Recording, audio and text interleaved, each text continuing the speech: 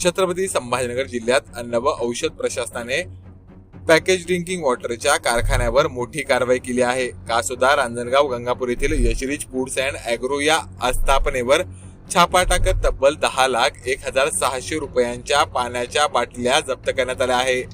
गोपनीय माहितीच्या आधारे अन्न व औषध प्रशासनाच्या पथकाने ही कारवाई केली आहे। या कारवाईमध्ये ओमरिच, यशरिच आणि हायड्राशोअर या नावाच्या ब्रँडच्या पाण्याचे 5 नमुने तपासणीसाठी घेण्यात आले आहे। संबंधित प्लांटमध्ये आवश्यक परवानग्या न घेता व्यवसाय सुरू असल्याचे तसेच ग्राहकांची दिशाभूल होत असल्याचे निदर्शनास आल्यानंतर अन्न व औषध प्रशासनाने ही कारवाई केली आहे।